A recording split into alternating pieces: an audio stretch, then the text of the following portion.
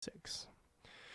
So it says here the quadratic function h of t equals negative 16t squared plus 150 models a ball's height in feet over time in seconds after it is dropped from a 15-story building. From what height in feet was the ball dropped? After seconds rounded to the nearest hundredth did the ball hit the ground?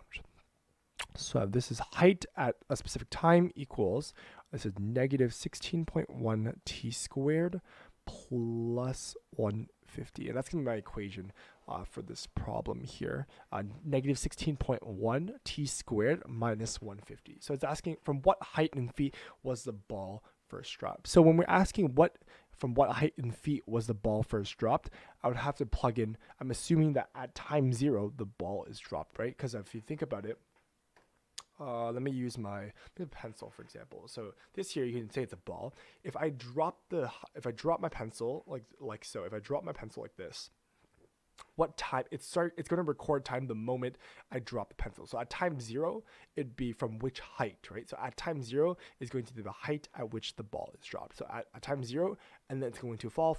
So and then time starts now, and then once the ball hits the ground, the height would be 0, right? Because the ground is 0, 0, and then I would get some sort of time, right? So we're subbing in HE at 0 would give me the time at which, or the height at which, sorry, the height, let me rephrase it. If I sub in time equals 0, it'll give me the initial height. So that's what I'm going to sub in that. So yeah, H at 0 equals negative 16.1 t squared, right? And if it's t is 0, so 0 squared plus 150.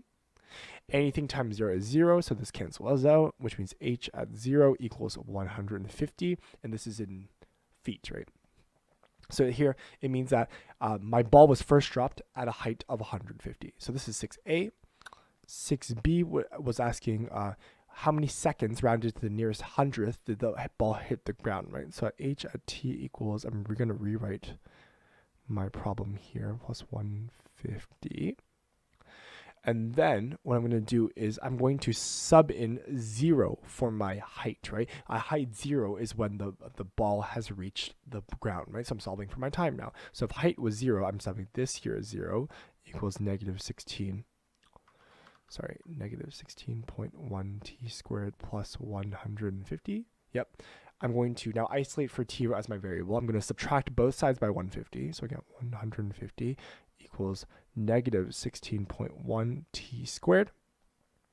Now what we can do is, again, I can divide both sides by 16.1, my negative 16.1. Sorry, negative 150 divided by negative 16.1 equals t squared. I'm going to take out my calculator to do that calculation. So negative 150 divided by negative 16.1. Again, my negatives are going to cancel out in this case, and I'm going to get 9.3. So this is going to cancel out. And then I get t squared equals is 9.3. I'm going to round it to maybe nearest thousandth here and say 3.17. And then what I can do is I can square root both sides to get t, right? T would equal, I would square root both sides, to get my answer. Square root of 9.317 would equal a 3.05 as my answer. And this would be in seconds. So this here would be my time when the ball hit the ground. So after 3 seconds, my ball has hit the ground. So let me check my answer here. So let's go from here. So again, h at t, they plugged in 0. That's good. This should have been 0 squared, actually. 0 squared times 0 squared plus 150. That's all for you. That equals 150. That's good. They set 0 to find the height. So 150 is correct here. They set, for part B, they set 0 as the height. That's good.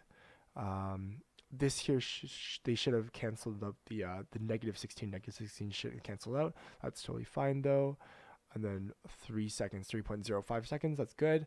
What I wanted, actually, even for my solution, was I would have said this is plus or minus seconds here, and I would say since t cannot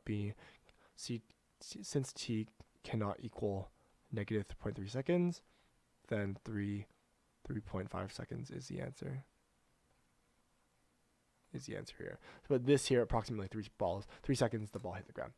Sweet, great solution. And step-by-step process.